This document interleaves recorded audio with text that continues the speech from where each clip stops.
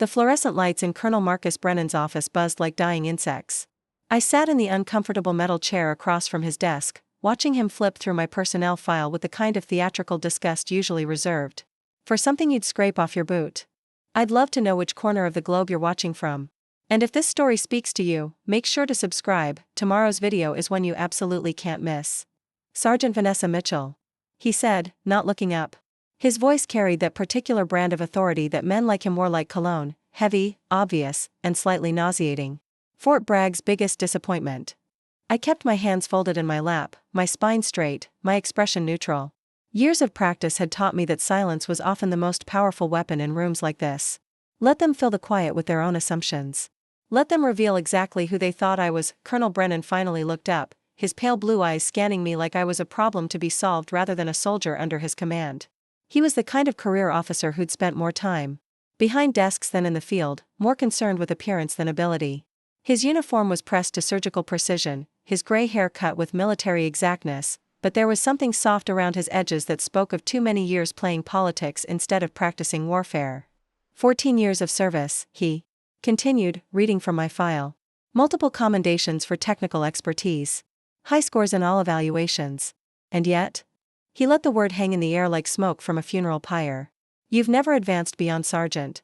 Never taken leadership roles. Never volunteered for high-profile assignments. He closed the file with a sharp snap that echoed off the bare walls. Do you know what that tells me, Mitchell? I remained silent. I'd learned that men like Brennan didn't actually want answers to their rhetorical questions. They wanted audiences for their monologues. It tells me you're content to coast. To hide in the shadows of better soldiers. To collect your paycheck while contributing the absolute minimum required to avoid discharge. The irony was so thick I could have carved it with a K-bar knife. If only he knew what shadows I'd been hiding in, and why. Brennan stood up, walked to the window that overlooked the training grounds where fresh recruits were learning to crawl through mud and pretend they understood what war meant. His hands were clasped behind his back in that pose that officers practiced in front of mirrors, the one designed to project thoughtful authority. I've been reviewing personnel assignments for the new fiscal year, he said, still facing the window. Making decisions about who stays, who goes, and who gets shipped off to places where their mediocrity won't infect the rest of my command. He turned around, and I saw something in his expression that made my stomach tighten. Not anger, that would have been easier to handle. This was satisfaction, the look of a man about to deliver what he considered justice. Fort Irwin, California, he said, walking back to his desk. Barstow. You know what's at Barstow, Mitchell? I did. Everyone in the army knew about Barstow. It was where careers went to die, where soldiers got shuffled when they weren't quite bad enough to discharge but not good enough to keep anywhere that mattered. It was 110 degrees in the summer, surrounded by nothing but desert and disappointment. It was where the army sent people it wanted to forget. It's a training base, I said quietly. It's a graveyard, Brennan corrected. For soldiers who've outlived their usefulness. For people who think they can sleepwalk through their service without consequences. He sat back down, leaning forward with his elbows on the desk, fingers steepled like he was about to deliver a sermon. So here's your choice, Sergeant Mitchell. You can accept transfer to Fort Irwin, where you'll spend the remaining 6 years until your retirement processing paperwork in a climate-controlled office while training exercises happen around you. Or, he paused for dramatic effect. You can accept early discharge.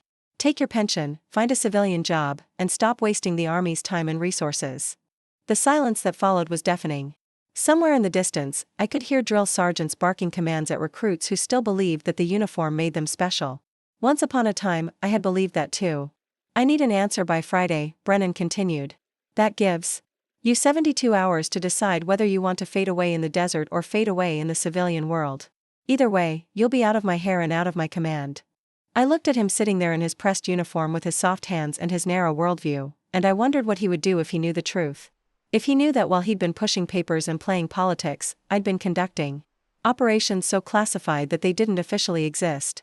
If he knew that the ghost operative his intelligence briefings mentioned, the one who'd been single-handedly disrupting enemy networks across 3 continents, was sitting right across from his desk in an ill-fitting uniform with sergeant's stripes instead of the stars she'd earned in shadows. But he didn't know. Nobody at Fort Bragg knew. That was the whole point. 3 years ago, I'd been recruited by a division so black that it didn't have a name, only a number that changed every 6 months. My official records showed a standard military career, competent but unremarkable, steady but uninspiring.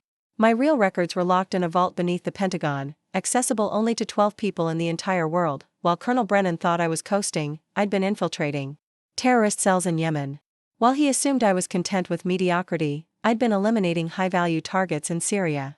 While he believed I lacked ambition, I'd been coordinating operations that prevented 3 separate attacks on American soil. The official story was that Sergeant Vanessa Mitchell was exactly what she appeared to be, a competent but unremarkable soldier who'd found her level and stayed there.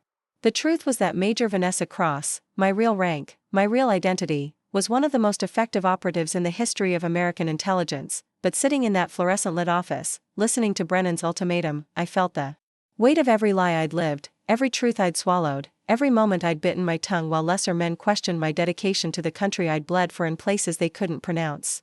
72 hours, Brennan repeated, standing up to signal that our meeting was over. Barstow or discharge? Those are your options, Mitchell. Choose wisely. I stood up, snapped to attention, and delivered the crispest salute of my career. Yes, sir. As I walked out of his office, I could feel his eyes on my back, no doubt satisfied that he'd delivered the killing blow to another disappointing career. He had no idea that he'd just lit a fuse that would explode his comfortable little world into pieces. The hallway outside his office was empty except for a specialist typing at a computer terminal.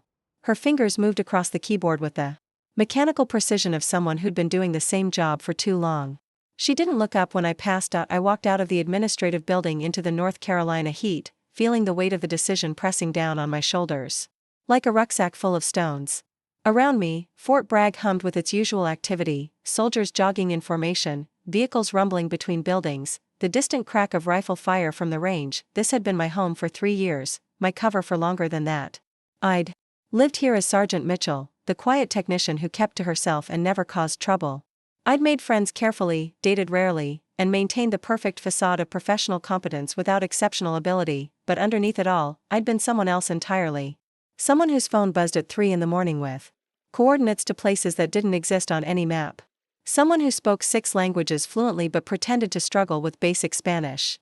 Someone who could kill a man with her bare hands but filed incident reports about broken printers. My apartment was a 15-minute drive from base, a modest 1-bedroom in a complex full of other junior enlisted soldiers and their families. The walls were beige, the furniture was government-issue basic, and everything about it screamed ordinary military life, except for the locked cabinet in my bedroom closet, behind my dress uniforms and deployment gear. The cabinet that contained equipment that officially didn't exist, operated by a woman who officially wasn't there. I sat on my couch, still in uniform, and stared at the blank television screen. 72 hours to choose between professional suicide and literal exile. 72 hours to decide whether to reveal the truth and shatter the carefully constructed lie that had been my life for 3 years. My secure phone, the one that Colonel Brennan didn't know existed, sat silent on the coffee table. One call would change everything. One call would bring my real world crashing into this manufactured one. But making that call would mean the end of Major Cross and everything she'd built in the shadows. It would mean explaining to men in suits why their most valuable asset had been compromised by a career officer's bruised ego. It would mean starting over, again, in a new identity with a new mission. The apartment felt smaller suddenly, like the walls were closing in. Outside, I could hear children playing in the courtyard, their mothers calling them in for dinner. Normal life, continuing its predictable rhythm while I sat in the center of a storm that only I could see coming. 72 hours. Barstow or discharge. Colonel Brennan had no idea what he'd just set in motion. The recruitment happened on a Tuesday. I remember because I'd just finished a routine cybersecurity assessment at Fort Gordon, Georgia, and I was looking forward to 3 days of leave before my next assignment. The mess hall was nearly empty, just a few night shift workers grabbing coffee and a maintenance crew playing cards in the corner. That's when she approached me. Agent Diana Torres looked like every other civilian contractor on base, navy blazer, sensible shoes, the kind of unremarkable appearance that made people's eyes slide right past her. But there was something in the way she moved, a precision that spoke of training most civilians never received. "Sergeant Mitchell," she said, sliding into the chair across from me without invitation. "We need to talk." A lot of love and effort went into bringing this story to life. If you're enjoying it, we'd be so grateful if you'd subscribe to our channel. Now, back to where we left off. I'd been in the Army long enough to know that unexpected conversations with people in suits rarely ended well. But Torres wasn't carrying the usual stack of paperwork that meant trouble. Instead, she placed a single manila folder on the table between us. "Your work on the Brandenburg virus last month was impressive," she said quietly. 11 hours to identify the source code, 6 hours to develop countermeasures, 0 system compromises across the entire European theater. I kept my expression neutral, but my mind was racing. The Brandenburg operation had been classified at levels that didn't officially exist. There were maybe 8 people in the world who knew those specifics. "I'm not sure what you're referring to, ma'am," I said. Torres smiled. It wasn't a pleasant expression. "Your modesty is noted, Sergeant. But we both know that the official report credited the breakthrough to a joint intelligence team, while the real work was done by one very talented cybersecurity specialist who happens to speak fluent German and Russian." She opened the folder. Inside was a photograph of me that I'd never seen before, taken through a window, showing me at a computer terminal in what looked like a secure facility. The timestamp showed it was from the Brandenburg operation. "The question," Torres continued, "is whether you're interested in putting those skills to better use." That was the beginning of the end of Sergeant Vanessa Mitchell's ordinary military career. The interview process took 6 months. Not because they were slow, but because they were thorough. Psychological evaluations disguised as routine medical checkups. Skills assessments buried within training exercises. Background investigations that went back to my kindergarten teacher. And forward to people I hadn't met yet. They tested everything. My ability to lie convincingly under interrogation. My willingness to kill when necessary. My capacity to maintain cover identities for extended periods.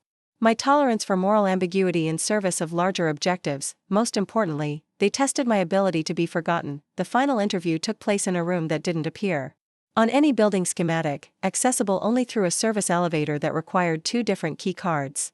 The man sitting across from me introduced himself only as Mr. Patterson. He was older, maybe 60, with gray hair and the kind of lined face that came from making difficult decisions in dark rooms. "Major Cross," he said, and I felt something shift inside my chest. Nobody had called me by that rank yet. I was still Sergeant Mitchell in every official record. "The position we're offering doesn't exist," Patterson continued. "The unit you'd be joining has no name, no official budget, no congressional oversight. Your successes will never be acknowledged. Your failures will be disavowed. Your death, should it occur in the line of duty, will be attributed to training accidents or personal tragedy." He slid a contract across the table. It was surprisingly thin for something that would reshape my entire existence. "In exchange, you'll have resources that most generals can only dream of. You'll operate with authority that extends beyond normal military hierarchy. And you'll serve your country in ways that will save lives on a scale that regular soldiers never achieve." I signed without reading it. Some decisions don't require deliberation. The transformation from Sergeant Mitchell to Major Cross took place over 3 carefully orchestrated months. Officially, I was attending advanced technical training at various bases around the country. In reality, I was learning skills that weren't taught in any military manual. Languages first. I already spoke German and Russian. Patterson's team had done their homework. But they added Arabic, Mandarin, and Farsi to my repertoire, using immersion techniques that bordered on psychological programming. By the end of month 1, I was dreaming in languages I'd barely known existed. Combat training came next. Not the basic rifle proficiency that every soldier learned, but specialized techniques designed for specific scenarios. How to kill silently, with improvised weapons. How to disable security systems using nothing but household items. How to extract information from unwilling subjects without leaving marks. Then came the hardest part, learning to be someone else. They gave me Sarah Valdez. First, a humanitarian aid worker with a background in water purification systems. I spent 3 weeks living as Sarah in a mock village populated entirely by actors, each one tasked with testing different aspects of my cover identity. Could I maintain her accent under stress? Did I know enough about water purification to fool actual engineers? Would I break character when faced with moral dilemmas that Sergeant Mitchell would handle differently than Sarah Valdez? After Sarah came Marcus Chen, the arms dealer. Then Dr. Elizabeth Kane, the archaeologist. Then Hassan al-Rashid, the Syrian refugee. Each identity was a complete life, with histories, relationships, fears, and dreams that I had to internalize completely. The final test was the hardest, living as Sergeant Mitchell while actually being Major Cross. They sent me to Fort Bragg with orders to establish myself as a competent but unremarkable soldier. No standout performances that would draw attention. No failures that would raise questions. Just steady, invisible mediocrity while conducting operations that required skills far beyond my apparent rank. The first mission came 6 months later. Intelligence had identified a terrorist cell operating out of Ankara, Turkey. They were planning something involving chemical weapons, but traditional surveillance had failed to penetrate their security. They needed someone who could get close. gather intelligence, and eliminate the threat without triggering an international incident. Sergeant Mitchell requested leave to visit her cousin in Istanbul. Major Cross became Dr. Amira Hassan, a chemistry professor attending an academic conference in Ankara. It took me 11 days to identify the cell's leader, document their plans, and arrange for their supplies to be contaminated with a slow-acting poison that would render their weapons useless while leaving them sick enough to be captured by Turkish authorities. The official reports credited the success to enhanced intelligence cooperation between agencies. Yemen was next. Then Syria. Then Afghanistan, Somalia, and a dozen other places where Sergeant Mitchell had never been, but Major Cross left a trail of disrupted networks and eliminated threats. Each mission required me to become someone new while never forgetting who I really was. It was like living multiple lives simultaneously, keeping track of which memories belonged to which identity, which skills could be displayed and which had to remain hidden. The hardest part wasn't the danger or the isolation. It was the loneliness of being the only person who knew the truth about all of it. My apartment at Fort Bragg became a museum of lies. Sergeant Mitchell's belongings, Sergeant Mitchell's mail, Sergeant Mitchell's carefully constructed mundane existence. But hidden in the locked cabinet were the tools and memories of Major Cross, encryption devices that looked like jewelry, weapons disguised as cosmetics, photographs from places that Sergeant Mitchell had never visited. For 3 years, I lived this double existence. 3 years of maintaining the perfect balance between visible mediocrity and invisible excellence. 3 years of watching lesser soldiers receive promotions and recognition while I filed reports about printer maintenance and network security updates. 3 years of Colonel Brennan treating me like a disappointment while I prevented attacks that would have killed thousands of people he'd never meet. The irony was exquisite. The man who considered me Fort Bragg's biggest failure had no idea that he was looking at one of America's most successful operatives. The woman he wanted to exile to Barstow had eliminated more threats to national security than his entire career's worth of briefings and paperwork, but the cover was perfect. Too perfect, because now, sitting in my apartment with 72 hours to choose between professional suicide and literal exile, I realized that I'd constructed a lie so complete that even I sometimes forgot it was false. Sergeant Mitchell had become real in ways that Major Cross never could be. She had friends, routines, a life that existed in daylight instead of shadows. She was ordinary in a way that felt like peace after years of extraordinary violence. The secure phone buzzed once against the coffee table, a reminder that Major Cross had responsibilities that Sergeant Mitchell couldn't understand. Somewhere in the world, there were threats developing that required my specific skills, my particular knowledge, my willingness to do what others couldn't. But for the first time in 3 years, I found myself wondering which life was the disguise and which one was real. The gym at Fort Bragg stayed open until midnight, a concession to soldiers whose schedules didn't follow civilian rhythms. At 11:30 p.m., it was nearly empty except for a few insomniacs working out their demons on treadmills and weight machines. The fluorescent lights cast harsh shadows across equipment that had seen better decades, and the air conditioning wheezed against the North Carolina humidity. I wrapped my hands methodically, each strip of cloth wound with the precision I applied to everything else in Sergeant Mitchell's carefully ordinary life. The heavy bag hung in the corner like a patient confessor, waiting to absorb whatever violence I needed to dispense. The first punch landed with a satisfying thud that echoed through the empty space. Then another. And another. Each impact sent shockwaves up my arm, but the physical pain was nothing compared to the mental weight I'd been carrying since walking out of Colonel Brennan's office 18 hours ago. 54 hours left to decide. The rhythm of striking helped organize my thoughts. Left hook, consider the options. Right cross, analyze the consequences. Uppercut, calculate the risks. It was a meditation of violence, the kind that had kept me sane through 3 years of living as someone I wasn't. Rough day? The voice came from behind me, casual but alert. I turned to see Staff Sergeant Jake Morrison sitting on a nearby bench, still in his ACUs but with his sleeves rolled up. Jake was one of the few people at Fort Bragg who'd made any effort to know Sergeant Mitchell beyond her service record. We'd grabbed coffee a few times, shared war stories that were carefully edited versions of the truth. Something like that, I said, unwrapping my hands. The knuckles were red but not bleeding. I'd learned to control my aggression years ago. Jake walked over to the water fountain, filled 2 paper cups, and handed me one. Heard you had a meeting with Colonel Brennan today. That usually means one of 2 things, promotion or problems. I drank the water slowly, buying time to construct an answer that wouldn't reveal too much. Let's just say it wasn't about promotion. Jake nodded knowingly. The third option, then? Transfer. He'd been in the army long enough to recognize the signs. Soldiers who got called to the colonel's office for career discussions usually found themselves with new duty stations in places they'd never wanted to visit. Barstow, I said simply. Jake winced. Ouch. What did you do to piss him off? The honest answer would have been complicated.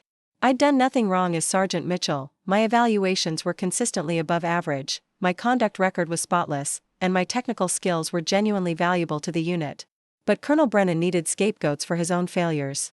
And soldiers like me, competent but unconnected, made easy targets. Wrong place, wrong time, wrong attitude, I said instead. Jake laughed, but there was no humor in it. Story of my life. How long do you have to decide? Friday. 2 days to choose between the desert and civilian life. He sat down on the bench, looking older than his 32 years. What are you leaning toward? That was the question that had been eating at me since I'd left Brennan's office. The rational choice was obvious: make the call, reveal my true identity, and watch Colonel Brennan's world crumble when men in expensive suits explained exactly how wrong he'd been. Major Cross had resources that could make problems like this disappear with a phone call, but using those resources would mean the end of everything I'd built here. The end of Sergeant Mitchell's quiet life, her friendships, her illusion of normalcy. It would mean returning to the shadows permanently, becoming a ghost again in service of missions that couldn't be acknowledged. I don't know, I admitted. Both options feel like different kinds of death. Jake studied my face in the harsh gym lighting. You know, I've been watching you for the past year, trying to figure you out. Oh yeah? Yeah. You're good at your job, better than good, actually. But you never push for advancement. Never volunteer for high-visibility assignments. Never play the political games that get people noticed. He leaned forward, elbows on his knees.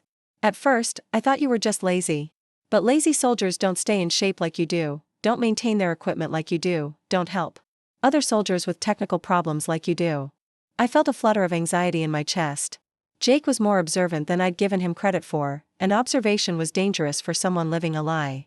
Then I thought maybe you were scared. He continued. Afraid of responsibility, afraid of failure. But scared soldiers don't have the kind of confidence you show when things go wrong. Remember the server crash last month? You handled it like you'd seen worse problems before. The server crash had been nothing compared to the network infiltration. I'd prevented in Damascus 2 weeks earlier, but I couldn't tell him that. So what's your theory now?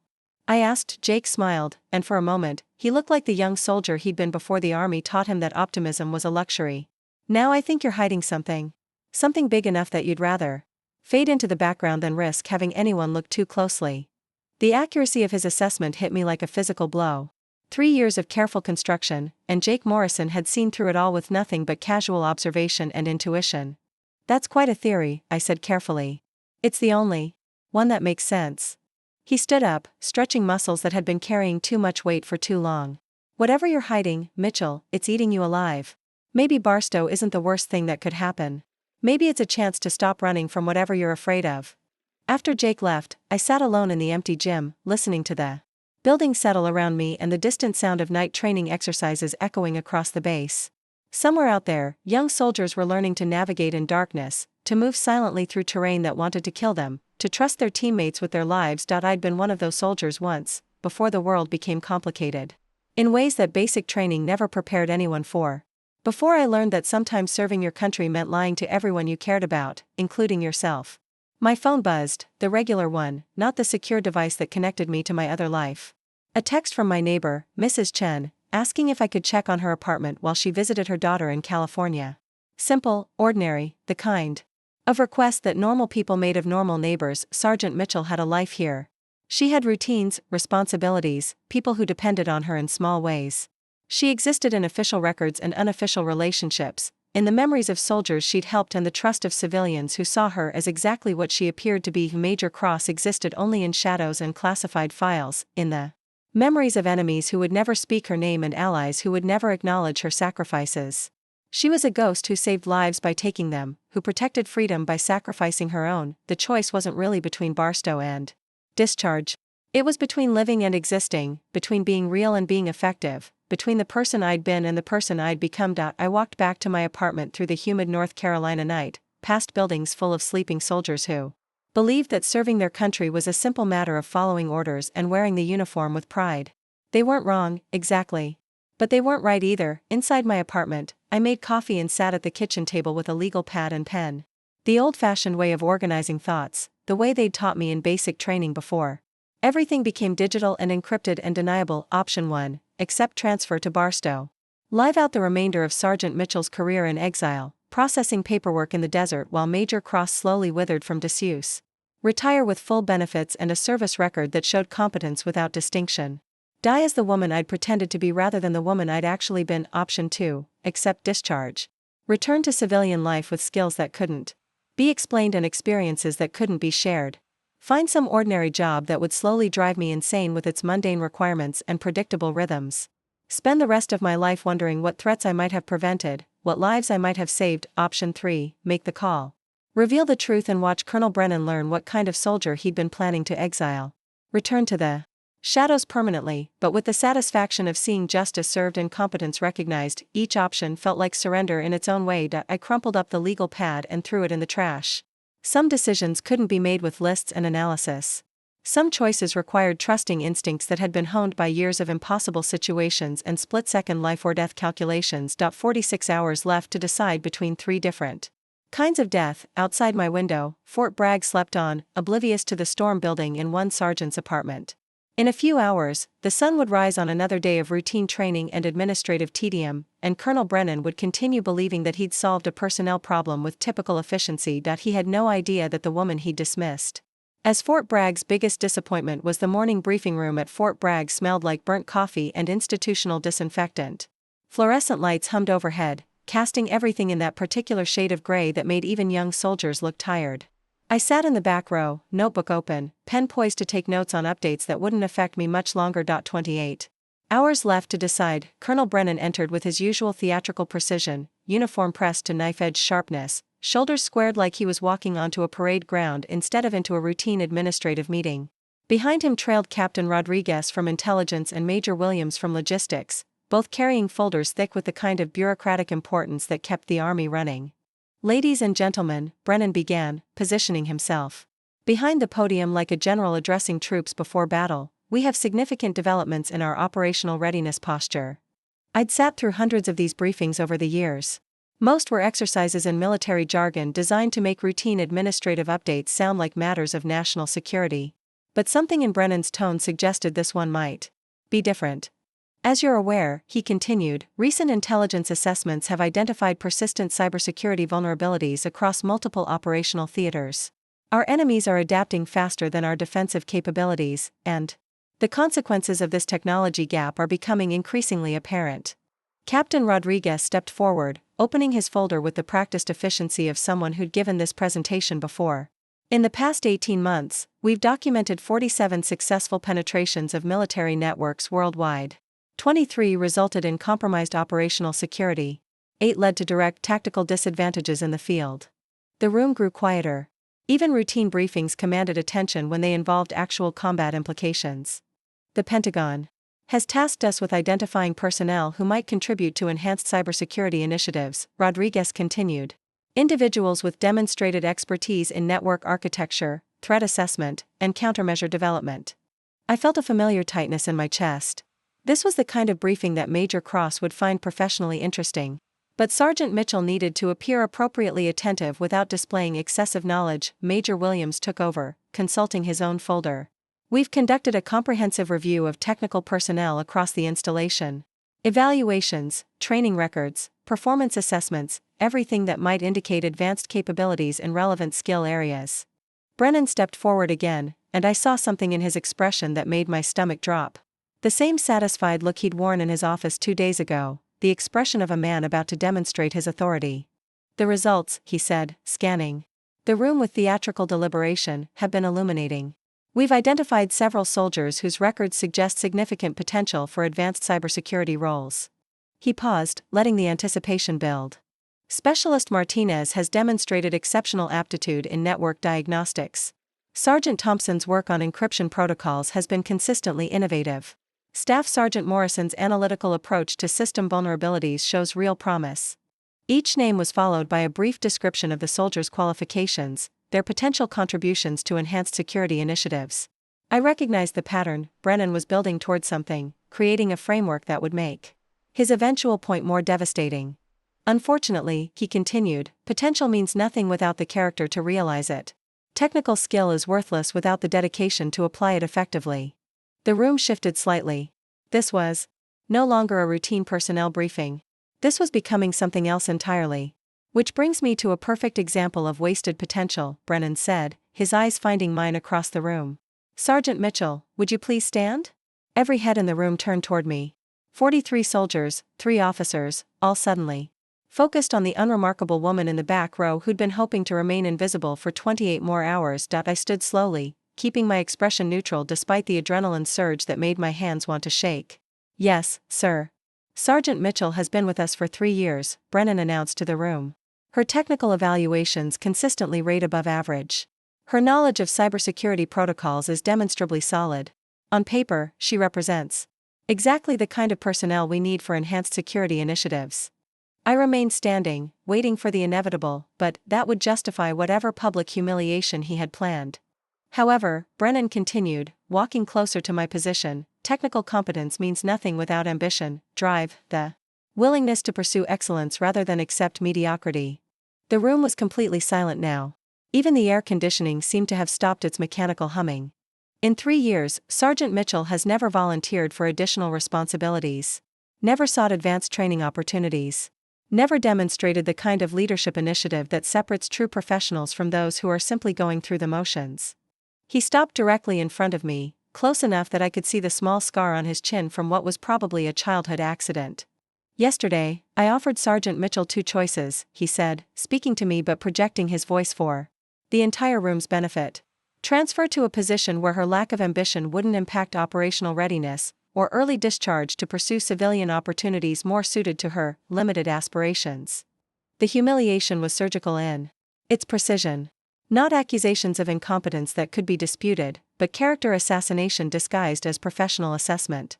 He was painting me as someone who'd given up, who'd chosen comfortable mediocrity over meaningful service. This is what happens, Brennan said, turning back to address the room while I remained standing like a specimen in a military museum, when soldiers lose sight of their purpose. When they decide that adequate is sufficient, that steady is the same as successful. I could feel the eyes of every person in the room, some sympathetic, others judgmental, all grateful that they weren't the ones being used as an object lesson. In professional failure, Staff Sergeant Morrison was in the 3rd row, his face carefully neutral but his hands clenched into fists on his lap. He'd tried to warn me about this in the gym, in his own way. Now he was watching it happen and understanding that some humiliations couldn't be prevented, only endured. The Army doesn't need soldiers who coast, Brennan continued. We need warriors who push boundaries, who refuse to accept limitations, who understand that serving their country requires constant growth and adaptation.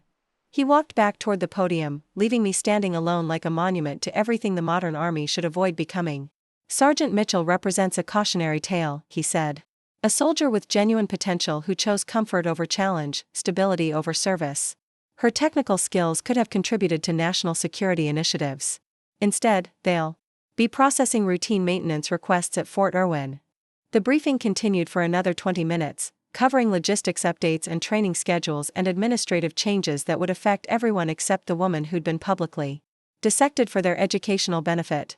I remained standing until Brennan dismissed me with a casual gesture, as if my continued presence was an unnecessary distraction from more important matters. As soldiers filed out of the briefing room, most avoided eye contact. A few offered sympathetic nods or whispered words of support, but they were careful to keep their voices low. Colonel Brennan's message had been clear: this is what happens to soldiers who disappoint him. Jake Morrison lingered near the door until the room was nearly empty, then approached with the kind of careful casualness that suggested he'd been thinking about what to say. That was unnecessary, he said quietly. I was still processing the systematic destruction of Sergeant Mitchell's reputation, the clinical precision with which Brennan had turned my career into a cautionary tale. It was effective. It was cruel. Jake looked toward the door where Brennan had exited, probably heading back to his office to congratulate himself on a leadership moment well executed. You know what the funny thing is? Jake said. Everything he said about you lacking ambition, avoiding responsibility, playing it safe? It never rang true to me. I looked at him sharply. What do you mean? I mean soldiers who lack ambition don't maintain the kind of physical conditioning you do. They don't study technical manuals in their spare time. They don't have the kind of situational awareness that makes them notice things other people miss. He stepped closer, lowering his voice even further. And they definitely don't have the kind of background that makes them disappear completely from social media, have no traceable personal history before joining the Army, and speak with accents that slip sometimes when they're tired. My blood went cold. 3 years of perfect operational security, and Jake Morrison had been conducting his own investigation using nothing but observation and intuition. "I don't know what you're talking about," I said. Jake smiled, but it wasn't friendly. It was the expression of someone who'd solved a puzzle that had been bothering him for months. 26 hours, he said. "That's how long you have left to decide. But maybe the real question isn't whether you choose Barstow or Discharge. Maybe it's whether you finally stop pretending to be someone you're not." He walked away, leaving me standing alone in the empty briefing room, wondering if my carefully constructed cover had just been blown by a staff sergeant with too much curiosity and too much time to think. Outside, Fort Bragg continued its routine operations, oblivious to the fact that one of its most underestimated soldiers was about to make a decision that would change everything. The mess hall at Fort Bragg during lunch rush was a symphony of organized chaos. Soldiers moved through serving lines with military efficiency, trays clattering against metal rails, conversations overlapping in a dozen different accents from every corner of America. The smell of institutional food mixed with disinfectant and the lingering aroma of too many people in too small a space. I sat alone at a corner table, picking at a sandwich I had no appetite for, trying to process the morning's humiliation while calculating my remaining options. 18 hours left to decide. 18 hours before Colonel Brennan expected an answer that would determine whether Sergeant Mitchell faded away in the California desert or simply disappeared entirely. The noise around me felt distant, muffled, like I was underwater watching life happen to other people. Soldiers laughed at jokes I couldn't hear, complained about assignments I wouldn't be part of, made plans for weekends I might not be here to see. That's when I saw him. Agent Torres walked through the mess hall like he belonged there, dressed in the kind of unremarkable civilian clothes that made people's eyes slide past him without conscious recognition. But I knew that walk, that precise way of moving that suggested training most civilians never received. He wasn't supposed to be here. My handlers never made contact at Fort Bragg. That was the entire point of maintaining separation between my identities. He bought a cup of coffee and a packet of crackers, standard mess hall fare that would give him a reason to sit down without drawing attention. Then he walked directly to my table. "Mind if I join you, Sergeant?" he asked, loud enough for nearby soldiers to hear. To them, he looked like any other civilian contractor or visiting family member making polite conversation with a lonely soldier. "Sure," I said, gesturing to the empty chair across from me. Torres sat down, opened his crackers with deliberate casualness, and spoke in a voice pitched just loud enough to sound normal but quiet enough to ensure privacy. "We have a situation," he said. My blood went cold. In 3 years of operations, Torres had never used those words. Missions were opportunities. Problems were complications. Disasters were setbacks. But situations were something else entirely. They were the kind of emergencies that required immediate action regardless of cover identities or operational security. "What kind of situation?" I asked. Torres took a sip of his coffee, grimaced at the taste, and continued. "The kind that requires major cross to surface immediately. There's been a development in the Meridian Network investigation." The Meridian Network. I'd been tracking them for 8 months, following digital breadcrumbs across 3 continents as they built what appeared to be the most sophisticated cyber warfare capability anyone had ever seen. Traditional intelligence agencies couldn't get close, their security was too tight, their operational patterns too unpredictable. But Major Cross had been making progress, slowly identifying key players and mapping their infrastructure. "They've accelerated their timeline," Torres continued. "Intelligence indicates they're planning to deploy within 72 hours. Target appears to be critical infrastructure across multiple American cities." I felt the familiar surge of adrenaline. That came with real operational urgency. This wasn't about my personal dilemma anymore. This was about preventing a catastrophic attack that could kill thousands of people. "What do you need?" I asked. "Everything you've developed on their network architecture. Every contact you've identified, every vulnerability you've mapped, every access point you've established." Torres's voice remained conversational, but his eyes carried the weight of absolute seriousness. "And we need Major Cross to coordinate the response personally." "That's impossible," I said. "My cover here is about to become irrelevant," Torres interrupted. "The situation has escalated beyond normal operational parameters. This is a direct threat to national security that supersedes all other considerations." He reached into his jacket and pulled out what looked like a standard smartphone, but I recognized the subtle modifications that marked it as a secure communication device. "You have 30 minutes to gather essential materials and report to the communications center in Building 4A. Transportation is being arranged." Building 4A was the secure communications facility that most Fort Bragg personnel didn't know existed. It was where highly classified information flowed between the base and various government agencies, protected by layers of security that even base commanders rarely penetrated. What about Colonel Brennan? I asked. What about the transfer orders? Torres smiled, and for the first time since I'd known him, the expression looked genuinely amused. Colonel Brennan is about to have a very educational afternoon. He stood up, left his coffee unfinished, and walked away without another word. To anyone watching, it had been a brief, unremarkable conversation between a soldier and a civilian. But I knew it was the moment that Sergeant Mitchell's carefully constructed life began to crumble. 28 minutes later, I stood outside Building 4A with a small duffel bag containing the few personal items I couldn't leave behind. The guard at the entrance checked my ID against a list, made a phone call, and waved me through without the usual bureaucratic delays. Someone had been making preparations. The interior of the building was sterile, functional, designed for security rather than comfort. Fluorescent lights hummed overhead, casting everything in that familiar institutional glow.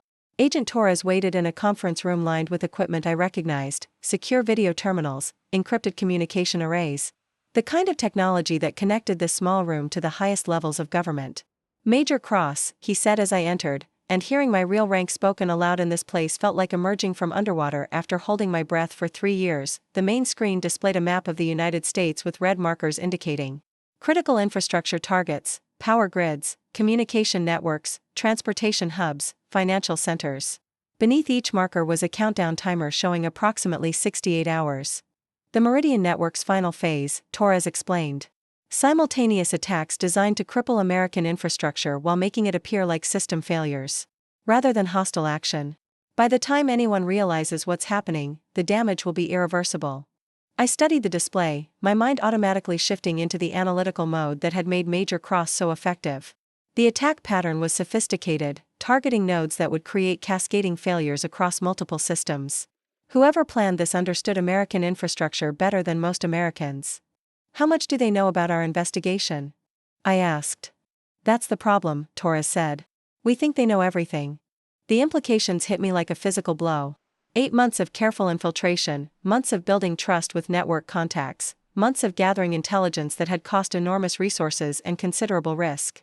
If Meridian knew about Major Cross, then everyone I'd contacted was compromised, every access point was burned, every advantage we'd gained was lost. "There's more," Torres continued. 15 minutes ago, Colonel Brennan received a phone call from the Pentagon. Specifically, from General Patricia Hayes, Deputy Director of Military Intelligence. I knew General Hayes by reputation, a career intelligence officer with direct access to the Joint Chiefs and the kind of security clearance that came with knowing America's deepest secrets. What did she tell him? Torres activated another screen, this one showing a transcript of the phone conversation. The words were stark, clinical, devastating. General Hayes informed Colonel Brennan that Sergeant Vanessa Mitchell is actually Major Vanessa Cross, a highly classified intelligence operative, conducting operations vital to national security. She explained that any interference with Major Cross's activities constitutes a direct threat to ongoing counterterrorism efforts. I read the transcript twice, focusing on the specific language used. This wasn't a gentle correction or bureaucratic clarification.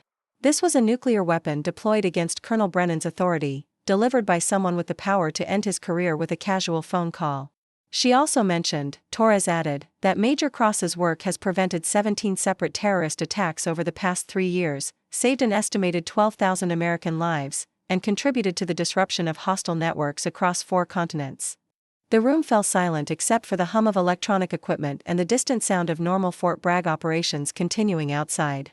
Somewhere in this building, secure communications were flowing between government agencies, carrying information that would reshape how people understood the threats facing America. And somewhere else on this base, Colonel Brennan was learning that the soldier he'd planned to exile was actually one of the most valuable intelligence assets in the American military. "There's a car waiting," Torres said. "We need to be at Langley in 4 hours for a full operational briefing. The Meridian situation requires immediate action." I looked at the countdown timers on the screen, watching precious seconds disappear. While critical infrastructure remained vulnerable. 67 hours and 32 minutes until the attack window opened. "What about Fort Bragg?" I asked. "What about Sergeant Mitchell's life here?" Torres gathered his materials with the efficient movements of someone who'd conducted similar operations dozens of times. "Sergeant Mitchell was always temporary," he said.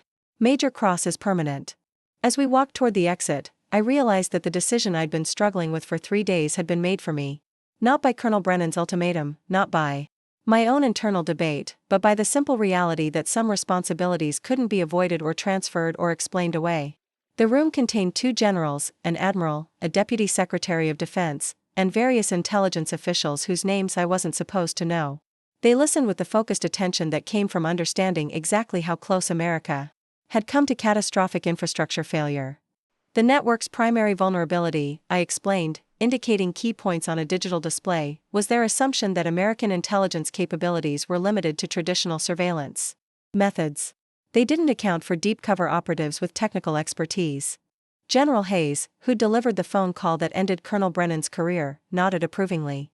Major Cross's work represents a new paradigm in counterterrorism operations. The combination of technical expertise, operational flexibility, and deep cover capability proved decisive. After the briefing, Hayes approached me privately.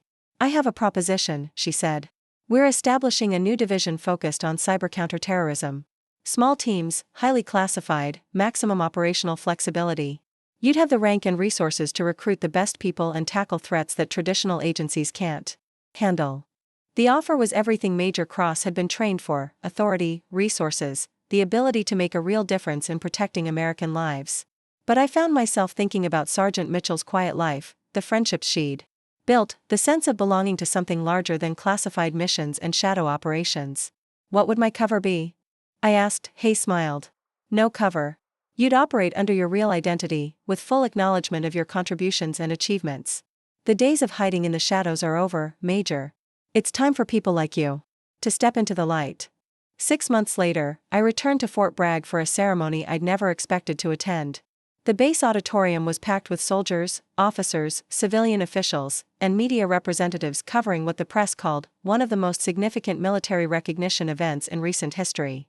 I walked onto the stage wearing the uniform of a lieutenant colonel. My promotion had been backdated to reflect years of exceptional service that had never been officially acknowledged. The ribbons on my chest told stories that most people would never know, campaigns that had never been publicly recognized, victories that had saved lives in ways that couldn't be explained. Colonel Brennan was in the audience, relegated to a middle-row seat that reflected his new status as an administrative officer processing routine paperwork until his scheduled retirement. Our eyes met briefly, and I saw something that might have been respect mixed with the lingering embarrassment of a man who'd learned too late what kind of soldier he'd tried to exile. Staff Sergeant Morrison was in the front row, having been selected for advanced cybersecurity training based on his demonstrated analytical skills and leadership potential. After the ceremony, he approached with the same careful casualness he'd shown in the gym months earlier. "Ma'am," he said, "I have a question I've been wanting to ask for a long time." "Go ahead, Jake. That night in the gym, when you were hitting the heavy bag like it owed you money, were you deciding whether to reveal who you really were?" I smiled, remembering the woman who'd stood in that empty gym, trying to choose between 3 different kinds of death. I was deciding whether to keep pretending to be someone I wasn't. And I learned that sometimes the best way to serve your country is to stop hiding from it. The ceremony concluded with remarks from General Hayes about the changing nature of military service, the need to recognize excellence regardless of rank or conventional career patterns, and the importance of supporting soldiers whose contributions couldn't always be measured by traditional metrics. As I left the base that evening, driving past buildings where I'd lived as Sergeant Mitchell for 3 years, I realized that both identities had been real in their own ways. Mitchell had been the person I needed to be to do the job that mattered. Cross was the person I'd always been underneath. The secure phone in my car buzzed with a priority message. New intelligence about emerging threats, new missions that required my particular combination of skills and experience. The kind of work that would never make headlines but might prevent the headlines that would otherwise break hearts. I answered the call and listened to briefing details about terrorist networks adapting to our previous successes, about new technologies being weaponized against American interests, about threats that most people would never know existed. "When do you need me?" I asked. "How soon can you be ready?" I looked in the rearview mirror at Fort Bragg disappearing behind me, at the place where I'd learned that sometimes the greatest service requires the greatest sacrifice of personal comfort and recognition. "I'm already ready," I said, "because that's what real soldiers do. We don't choose between serving our country and being ourselves. We find ways to do both, even when the world insists it's impossible, even when colonels with small minds try to exile us to places like Barstow, especially then." Looking for more? We've got 2 amazing stories ready for you right on screen. If this one touched you, these are absolutely worth your time. Click to watch them now. And hey, subscribe and hit that bell to never miss our latest uploads.